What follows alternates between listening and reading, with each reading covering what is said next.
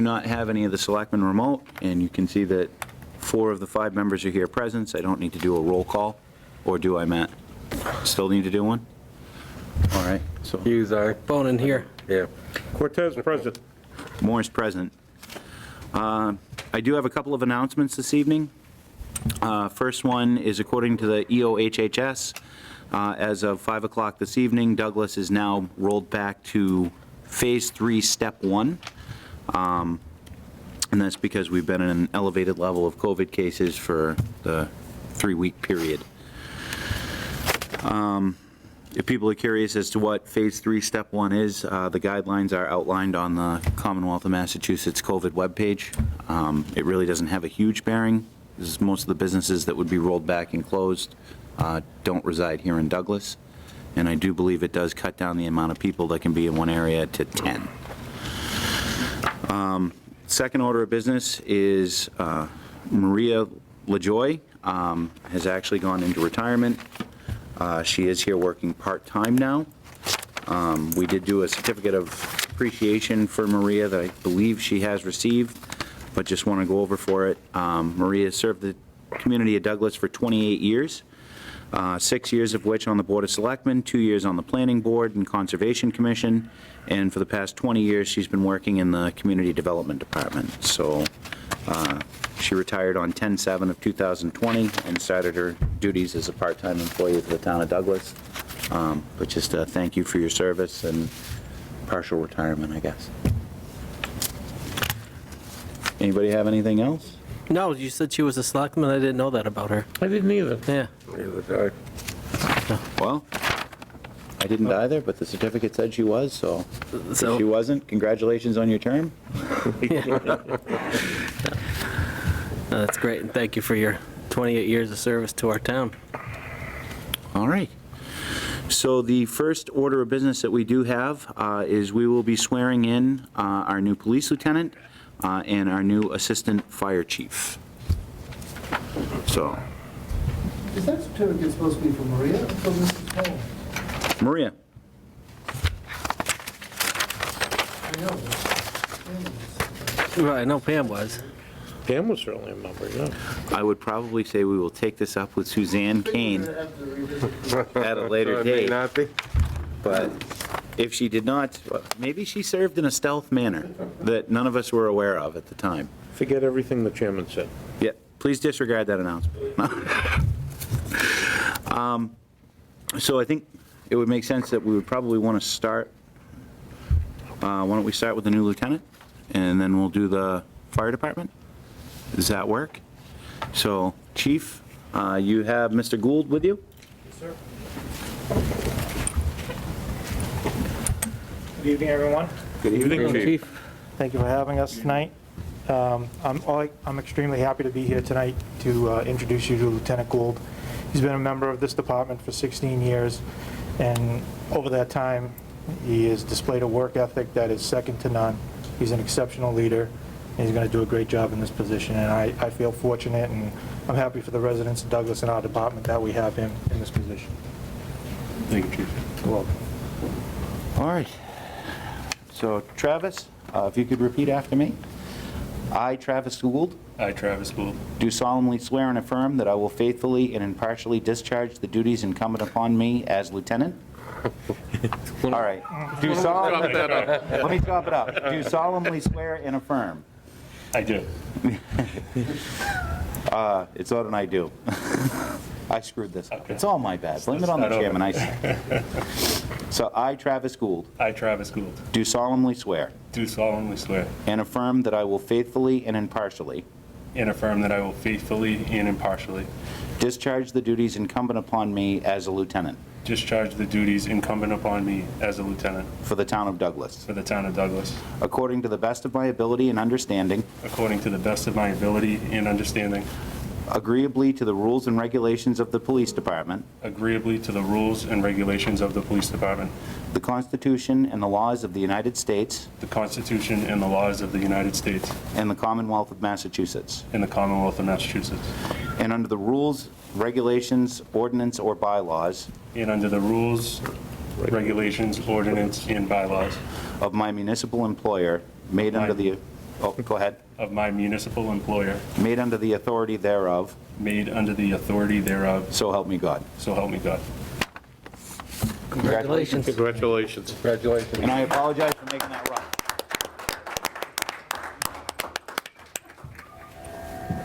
I thought it was idiot proof. I thought we idiot proofed it. That one isn't, no. And my congratulations as well. Mr. Davis. I have arrived.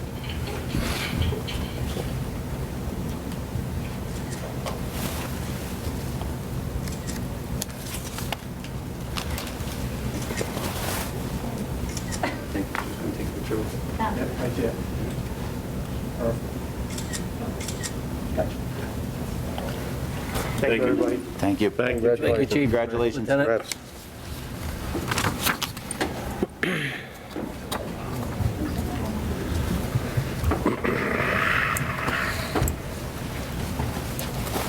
Good evening. Kelly? Chief? Good evening, everyone. Hey, Chief. Good evening. Very grateful to stand before you and introduce you. I know you've seen Kelly before, but Kelly Manning, who is going to be appointed as the Assistant Chief of the Douglas Fire Department. I first met Kelly as an instructor at the Fire Academy when she came in at 18 years old. She came in to work for us probably a year later and did some per diem work, and eventually became on the call department, moved to town. She's trained in multiple disciplines of technical rescue. She's a certified diver. She's also a hazmat technician and a trained paramedic who's worked for two very busy services. So again, I said I'm very grateful. I believe that the community as well is going to be well suited and is going to reap the benefits of Kelly's hard training. So I thank you very much for having the ability to be here and to see her move forward. Excellent. All right, Kelly. Repeat after me. I, Kelly Manning, I, Kelly Manning, do solemnly swear do solemnly swear to perform my duties as Assistant Chief to perform my duties as Assistant Chief for the Douglas Fire Department. for the Douglas Fire Department.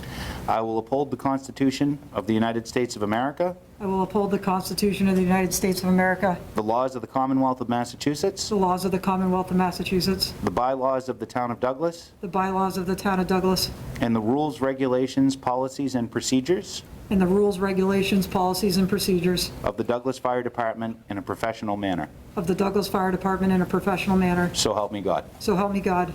Congratulations. Thank you. Excellent.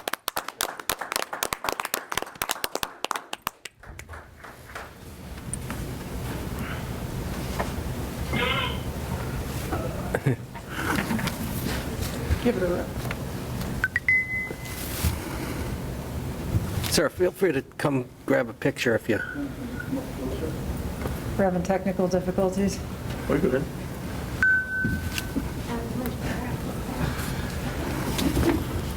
That's not an easy task, by the way. Thank you. Congratulations to both of You you. both.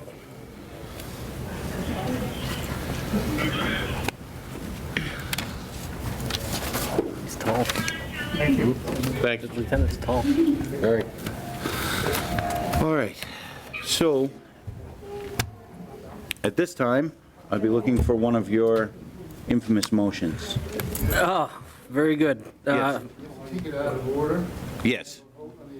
First, then we I'm looking to take item number 10 out of order, move it to the second order, or the second position in the advertised agenda. So moved. Second. Motion's been made and seconded. Can I have a roll call vote, please? Hughes, aye.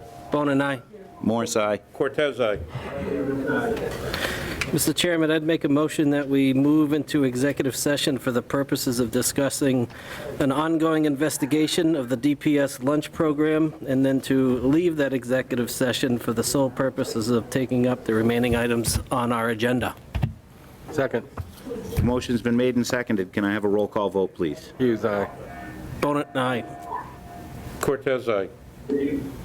Davis, aye. Morris, aye. So, Well done. thank you. We'll be back. We'll be back.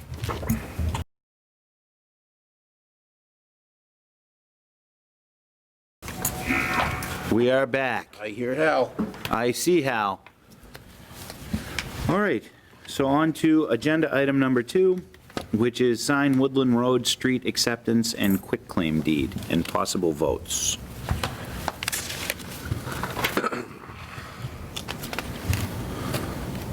It's pretty straightforward. Do we have to take a vote? Yes. Who's going to sign this? Would this need to be It's from, already executed. I did too, but, No, town meeting voted this, and now you need to do the formalities of accepting it, and that the board signs it. It's on page 3, I missed that. because it's an interest in real property. Oh, I did miss it. All right, so I'll make a motion that we accept the Woodland Road street acceptance Second. quitclaim deed. Second. motion's been made and seconded. Any further discussion? Can I have a roll call vote, please? Hughes, aye. Bone and I. Cortez, aye. Stevens, aye. Morris, aye. Okay, and I think I have this here.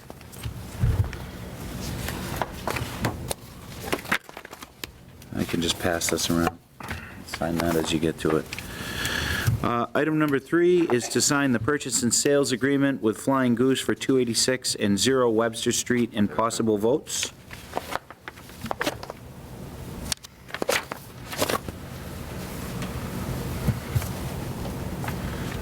And is this the one that Suzanne, vote to authorize the chairman to sign? Yeah, this agreement was negotiated completely by Attorney Bowen with counsel for the other side. So I had no role to play in it, and I can't comment much on it, except that we felt that the town was adequately protected by the purchase and sales agreement. I believe it's a quitclaim.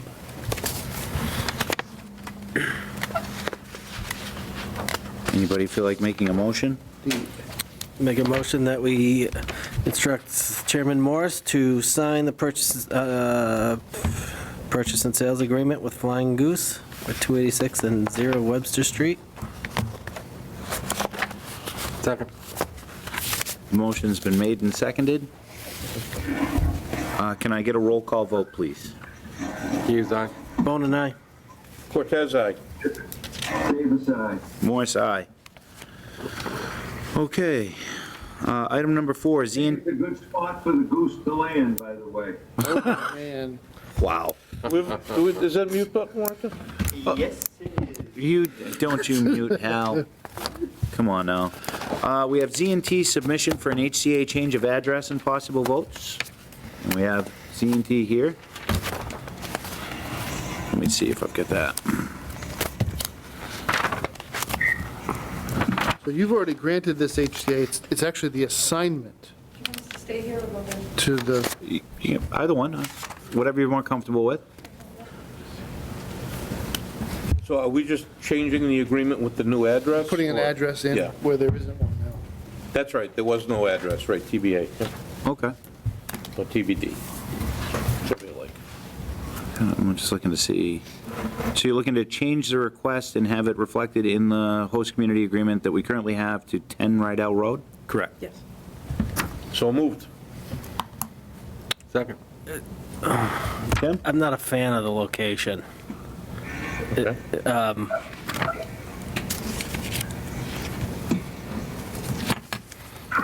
Where are we in the process for this? Well, it's an HCA. Yeah. So it doesn't really bind anybody to anything except that they can proceed with their cannabis licensure. As for the use of the site, they have to go through site plan review and the planning board's considerations. I've done my best to try to disclose all the possible pitfalls and all the benefits. I mean, there's good and bad to every single property location.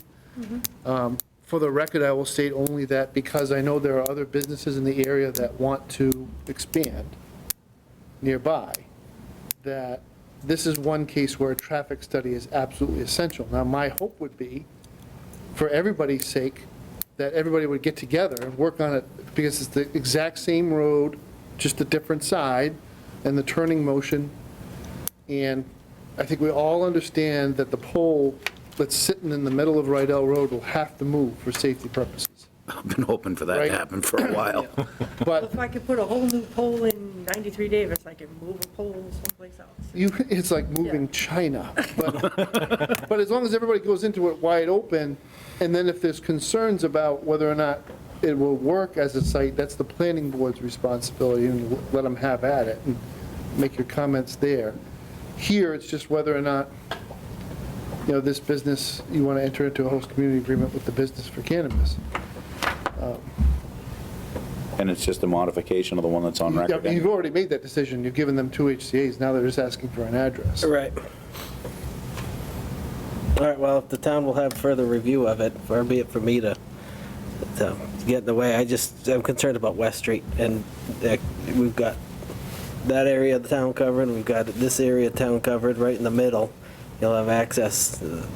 West Street probably be a pretty busy place. And that's a tough road to, if you've got a driveway there, it can be tricky. I had one there for years. I do have one there. Yeah, you would know, right? So, All right. So did we have a motion, and it's been seconded, right? Yes. All right, is there any further discussion? Hal? No, I'm set. I actually think it's a pretty good location for the business and hence more revenue for the town. is it though? You have 2 stores that we're going to pull 3%. We'll have 3 stores that will pull 3%. I don't know how much more weed money we're going to need or think we're going to get. The hole in this, and it has absolutely nothing to do with any applicant or at all, is that the state pulled the rug out from under us and limited us to that 3%, which bothers me and has since they did it, so. I want to be abundantly clear, that has nothing to do with you. I don't understand what you mean. When we originally began negotiating agreements and not HCA's, we, the municipality, were free to make our own deal with any applicant. You would come in as if you were going to do anything else with the town, and we would negotiate with you, and there was no boundary or anything like that. And now the state has stepped in with their boots, and they have decided that you can negotiate all you want, but here's the top of the scale. So, again, nothing to do with you or anything like that, or any other vendor for that matter. I'm unhappy with that. But right now, they have a HCA, and we're just adding the address to the location. Right, we've approved the HCA. Yeah, I kind of look at it like we'll have as many pot shops as pizza places. Works out, get a There's slice. probably a joke in there somewhere, but I was going to finish that, but I'm yeah, going to go ahead. just let that go. All right, All right, the motion's on the floor. can I have a roll call vote, please? Hughes, aye. Bone and I. Cortez, aye. Davis, aye. Morris, aye. That's it. Thank you very much. Thank you. Good luck. Quick question, do we just, sorry, because it's already been signed and recorded, do we just take the top sheet and Suzanne puts the address in and we come pick it up? I think that's all that's Or you involved. just put it online and I put it down, the first page? No, that's all right, we'll make it the real document. You're going to have a separate community outreach meeting for this, now that you have an address? Yes, Oh, we yeah. have to, Oh, yeah. yeah. Everything goes just like the first time? All right. Okay. Okay, thank you very much. Thank you. Thanks. Have a good night. You too.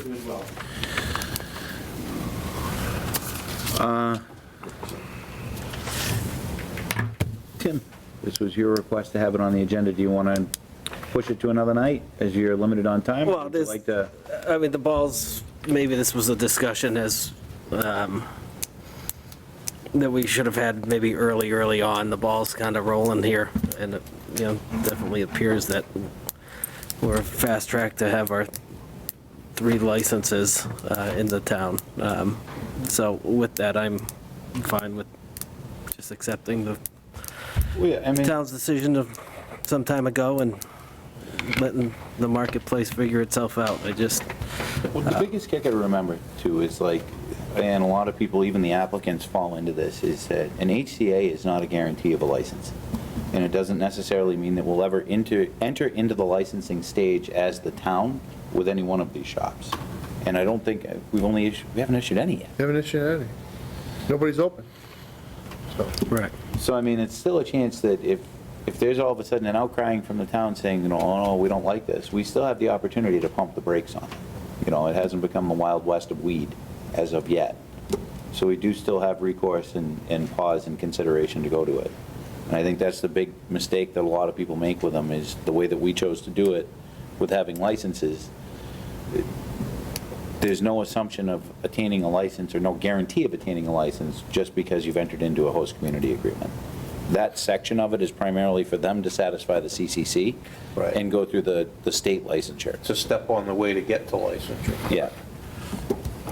If Yeah. that helps. No, I get that. I I have trouble reconciling it a little bit because they're here, they're in the process of trying to grow their business, and this is an important step, and, just to say, oh, that was just a step and not necessarily a covenant. I know it's not a covenant, but in some ways it feels like one. So- No, I'm sorry, go ahead. No, I want to hear what you have to say. I share your feelings, I share your pain, and I was ambivalent about this from the very start. I was convinced that this was a good path for the town to go down because of the potential revenue. As I just explained, while the last applicant was here, that kind of got cut out of this. I don't believe, and you're free to disagree, that we have the ability to earn the amount of money for the town that we would have. We are limited, but it's still, depending on the success of the business, it's still a sizable number, or it can be. I know Uxbridge is certainly not complaining about the revenue dollars that are coming from Carolyn. No one's going to complain about revenue dollars, and I agree, but several years ago when I came on the board here, rightly or wrongly, what I heard a lot of is anti-business. I haven't seen anything to back that up, and I'm scrupulously careful, and I know others are too, to avoid that perception. And I want to continue avoiding that perception, but I sometimes wonder at what cost we're going to avoid that perception. That's true. I mean, it's a matter of, for years, the town struggled with doing something outside of the residential base. And I mean, it was an opportunity where Massachusetts followed suit, legalizing, recreational marijuana use and sales. If you look at the models, it's done good things in Colorado, at least budgetarily wise. It comes with its own set of problems that follow up right behind it.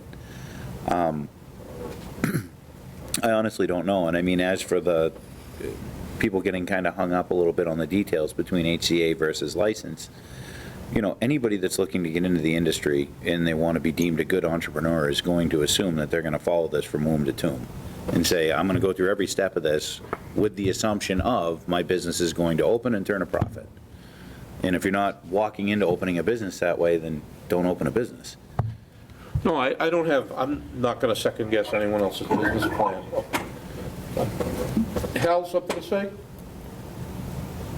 I think you covered it pretty well.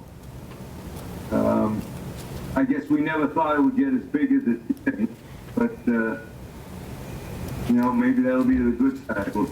The dollars will roll in as well as pot going out to the town. So I think along with our other economic development projects, this would be a nice. So I'm hoping that a year and a half to 2 years from now, we'll be in a much better financial position. I agree. But pot, solar farms, and warehouses, that'll be our gig. So, and Tim, we can continue to dig into it deeper. I mean, I think we'll know a lot better as to, is this really going to help the town or isn't it? Once one of these places finally does get open, and it'll give us a clearer picture as to what path we want to take. But I share with, we need to be, cautious. Can't move at a snail's pace, but we should be cautious.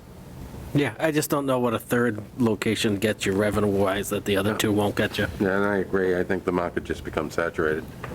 And on top of that, now they're looking at, delivery of marijuana without actually having a retail location. I think that's going to be the game changer, is the delivery, what's it, you call it, Bud Hub? Grubhub, but Yeah. And again, it's also, it's very new in the Commonwealth. We really don't know how it's going to work out. Like, there's people that have explained, like, there's certain strains that are sold at certain stores, and the people that are aficionados of that particular habit are going to go with whatever strain it is that they like, so it makes saturation of a market difficult.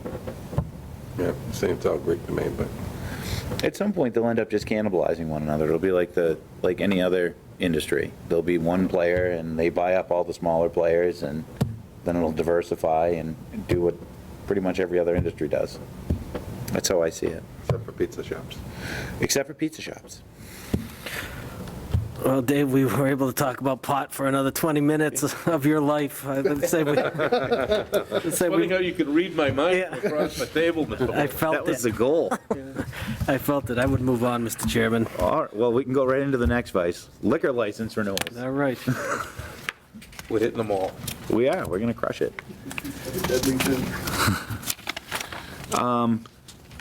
Suzanne put listing of all the liquor licenses up for renewal.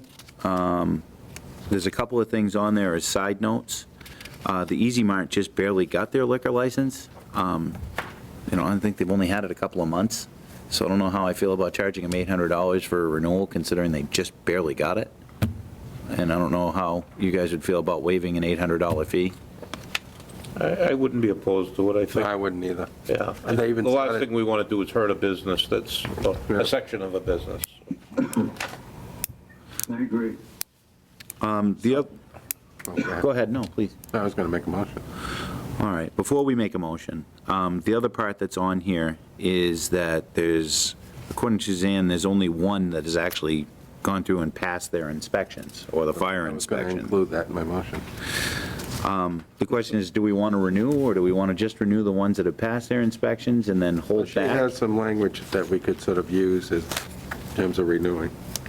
That was going to be part of your motion, Mr. Hill? Yes, it was.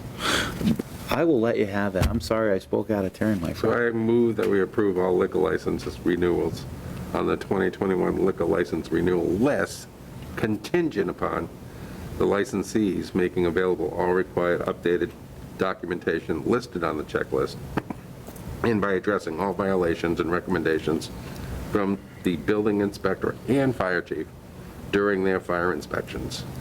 Licenses will be held until the licensee is in full compliance. Second. That was fantastic. I got chills. I actually got chills from that. I can read. The motion has been made and seconded. Is there any further discussion?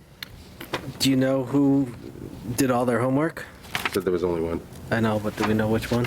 Beagle Club. Good for them. All right. I'm proud. All right, can I have a roll call vote? Hughes, aye. Bone and I. Cortez, aye. Davis, aye. Morse, aye. And then, Mr. Chairman, I'd make a motion that the board vote to waive the $800 renewal fee for the Easy Mart. Second. that was going to be my next thing. Way ahead of me again. Motion's been made and seconded. Can I have a roll call vote, please? Hughes, aye. Bone and I. Cortez, aye. Davis, aye. Morris, aye. Okay. Now we approve minutes and possible votes. So I'll make a motion that we approve the Board of Selectmen meeting minutes for Tuesday, November 17th, And I will second. 2020. Excellent. Motion's been made and seconded. Is there any further discussion? Seeing as none, roll call vote, please. Hughes, aye. Bone and abstain. Actually, I watched that. I'll abstain anyway. But you have to make sure you follow through with your assignments. I'll do that tonight if need be. Are you sure you're going to, are you abstaining just because you have to perambulate? No, I've got it covered. All right, then. Yeah. Cortez, aye. Davis, aye. Morris, aye. All right, it brings us to Administrators report and COVID-19 update. I'm going to take my mask off so I could hear myself.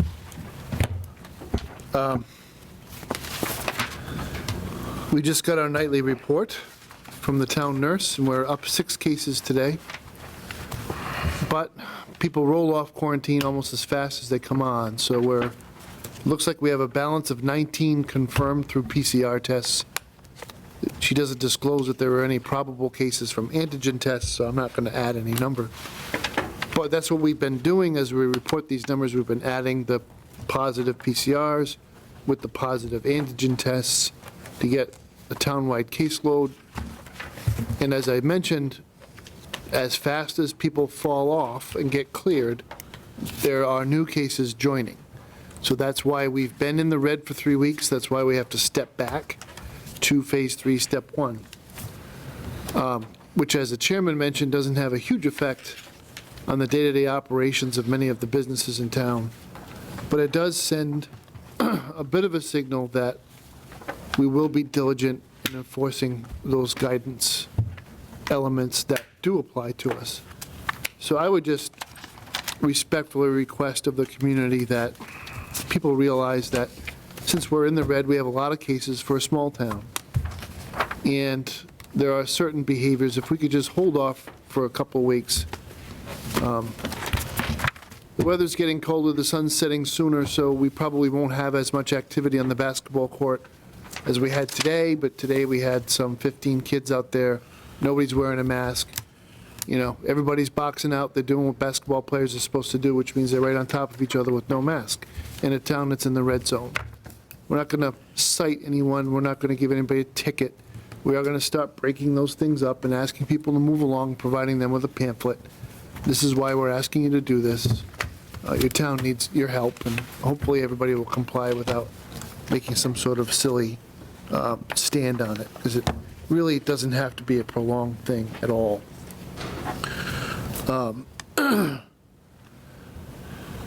In the same vein, we are coming to the end of what we have for legal authority to spend CARES Act funds for now. So that as best as we can tell, the authorization to spend CARES Act funds will cease December 31st, which means that all goods must be received or services beneficially rendered to the town by that date. A couple of strange interpretations, not strange, but things that we have to navigate as we go forward.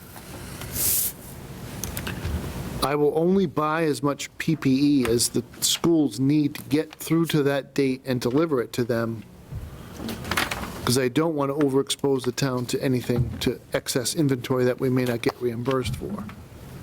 I'm confident we'll be fine, and that the only thing we'll have left are things that we would keep anyway. So right now, most of the remaining inventory is about $18,000 worth of various types of masks, N95 respirators, surgical masks. We'll use those. And so if we have to bite the bullet and accept that 18 on our own budget, we would do that, just because the fire department rips through them anyway. We treat every case that we respond to as a COVID positive case. Same thing with our police department. So we're at this point exercising just in time. So what they order, what they need at the school department, if I have a couple of days of lead, I get it delivered. It's not the best place to be in when it comes to getting good prices, but it's the program as it's been devised by the feds would end. I have experience in Washington. I'm sure there are other people who do as well. I think we're going to get more authority. I think we're going to, for them to cut us off in the middle of what could be the winter surge would be highly unusual, even for a dysfunctional federal government. So we'll see some sort of bill come out, compromise bill, down payment, whatever you want to call it. But we'll get through this somehow, and I'm pretty confident we'll go forward. The one thing, and I was going to bring this up later, Mr. Chairman, but it's probably not necessary to wait. A matter has come up within the 48 hours of your posting that I will ask your guidance for under item 9 when you get to it. The Deputy Commissioner at DLS, Mr. Cronin, has determined or has opined on a conference call with all the town managers and town administrators and Lieutenant Governor Polito, that it's his view that if we enter into a contract for periodic testing of frontline employees, that even if all those tests are not completed by December 30th, if the contract is entered into before December 30th, that would be CARES Act reimbursable. Since we have not used much of our CARES Act allocation, I'm going to recommend later on that we go ahead and have a testing program. We are encountering any number of employee reports from day to day of, oh, my spouse has a positive test result, or my spouse has been exposed, I've been with my spouse the entire time, what are we supposed to do? So we're already feeling personnel impacts, and I'd like to stay ahead of it. And so the way we could do that is using a statewide contract with the testing agency. It's self-administered at home by the employee. Drop it off at a UPS drop point within 12 hours of taking the sample, same business day, and they'll have a result within a PCR result, so the strong test, within 24 to 72 hours. If we find that there are people who need an instant test, an antigen result within 15 minutes, there is a facility where the fire chief and police chief can direct an employee to go for that test. So we'll try to stay ahead of it. What we don't want to do is have the experience, it was our turn back in March, but more recently, small town in Rhode Island, East Greenwich, more than half their fire department's been out with COVID, and it just puts a huge strain on budgets. We want to keep everybody healthy and actively engaged in their job. And if they, as soon as they have any kind of problem, we want them to stay home. That's where we are with COVID so far this week. We got notice this week that the town has been awarded a grant under the Community Compact Program for $24,405 for, I know this is going to jazz the chairman, so I'm going to read it verbatim. Purchase, installation, and configuration of 2 Dell PowerEdge R440 Hyper-V host servers and 2 supporting CyberPower OL1500RTX L2U Smart App Online UPSs. What all that translates into in English is that we are fully going to replicate our system in the cloud and have double redundancy. So we will finally be, because we already have 2 PowerEdges here, but they are full. So we would be able to take one set of servers down, the other server would just pick up the slack.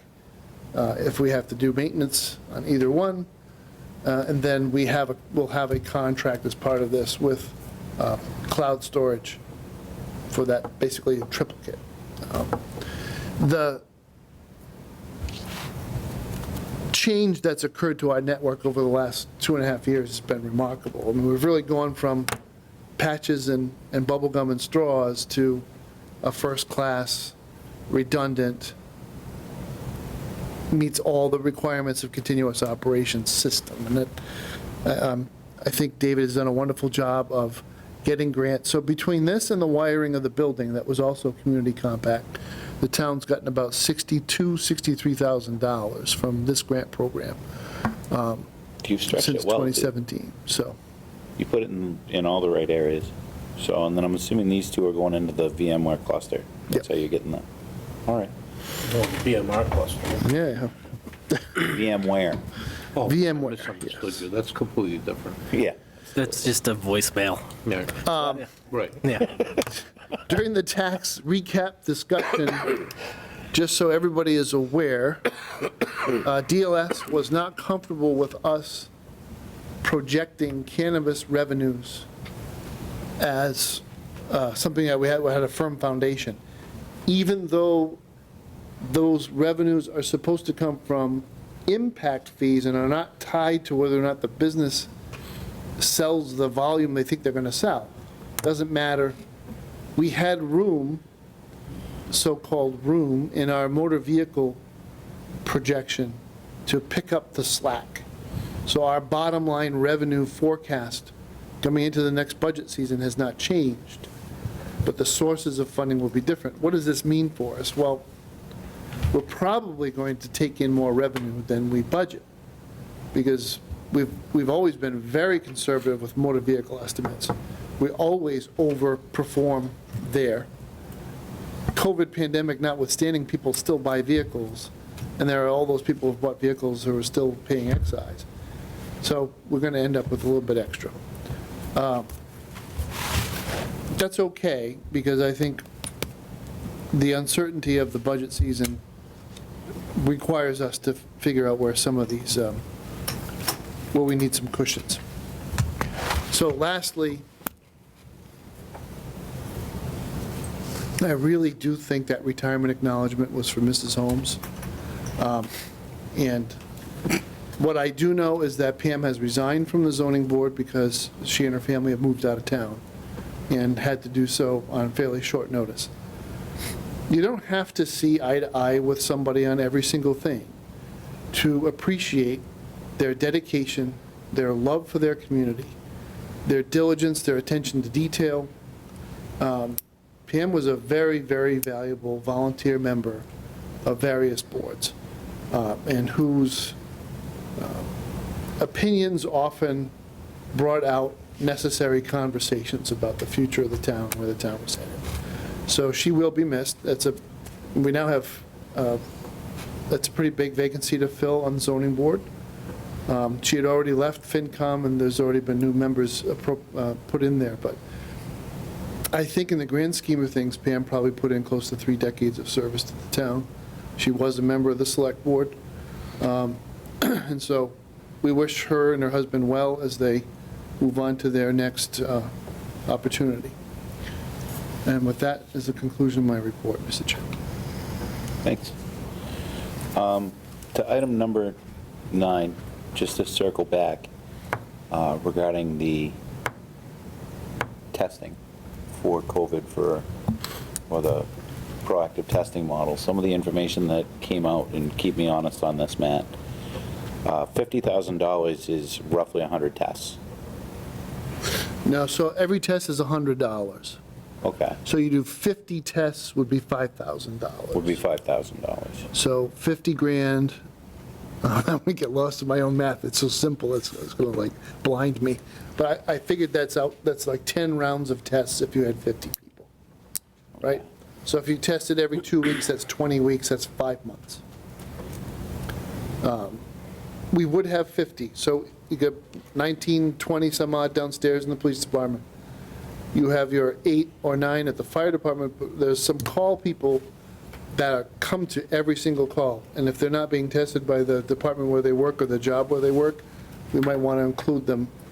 And then our highway guys, remember, we're coming into snow plowing season, and we want to make sure that they're safe working in the same building and sharing vehicles and whatnot. That comes out to close to 50 every round. I think that's a prudent use of those federal dollars, right? Oh, absolutely. Without a doubt. It is, but I think what we would want to be able to do is, in the event that for some reason, because the one thing I can say is that you don't ever count on the government to come through when you actually need them to,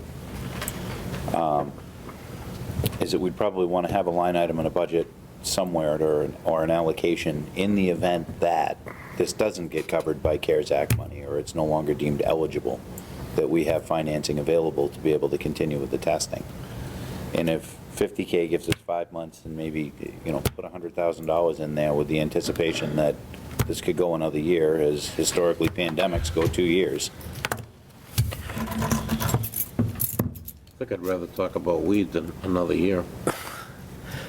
Mr. Chairman, I have a prior obligation. I have a 9 o'clock Zoom meeting. That's why we went into executive session early. I do have to go. Absolutely. I trust you all with the decision you're about to make.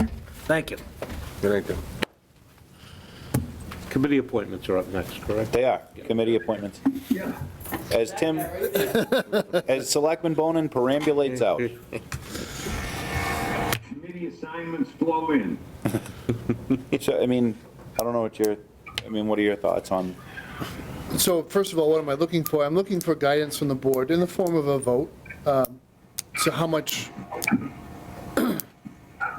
exposure, I guess, to create by entering into a contract, because I only have 3 weeks to pull this off and get it locked in. Now, I take Mr. Cronin at his word because he's, been around for a long time, he has the ear of the governor, and he wouldn't have made that promise on a call with so many people on it. Right. Because, his career would pretty much be over if he were wrong about it, it'd be millions of dollars. So I trust it implicitly. And I think it's the right thing to do for our employees. I think as we could potentially be heading into a rough couple of weeks here, it's very hard right now to see around the corner, because today we had 6,400, almost 6,500 positive cases statewide after 40, far less the day before. It's a little bit concerning, and it's Dr. Fauci's prediction of what would happen if people travel for Thanksgiving may be coming slightly true. If there is such a thing as slightly true. It looks more true than not, how's that? And I just want to make sure we don't miss somebody coming into the station. I mean, a busy incident. If they're tested and they know they're positive, they'll stay home. If they don't know what's going on in their life, and they're sick and they get a whole department sick, that's a huge expense for people, because then we're basically backfilling with call or calling in overtime, paying people time and a half. Or worst case, mutual aid. Or mutual aid, which is more of an expense on the service level than the money. But I think 50 to 100 covers it, and I guess whatever the board decides is what I'll engage in conversation with the statewide contract holder. I'd rather err on the side of caution, but I think you make a good point. As much as I don't want to think about another year, we should go with the higher figure. I would agree, particularly since it looks like our exposure will be nil. Yeah. so the motion, I guess, would be that we would authorize the town administrator to enter into an agreement for testing and then earmark $100,000, So not to exceed. not to exceed $100,000. So moved. Second. All right, motion's been made and seconded. Hal, what did you think before I asked for everything? I think it makes perfect sense. The storm is getting more severe. It's a prudent step to take. All right. So, and you're all right with the $100,000 mark? Yeah. Because we're going to have you pay it, Hal. Okay, I'm gladly. No. Excuse me. I want to make a motion for Mr. Bonin to pay it. Oh, I would second if you made that motion. all right. Can I have a roll call vote, please? Hughes, aye. Cortez, aye. Davis, aye. Morris, aye. We could put another motion that if it exceeds $100,000, that The Selectman excess will Bonin be will covered cover by it. Selectman Bonin, yeah. I was thinking the same thing. All right. Is there anything else outside of that? Any new, old business, anything that wasn't anticipated 48 hours in advance of the meeting, even though it was supposed to be Tuesday and turned out to today? So that's 96 hours, then, not really 48. Exactly.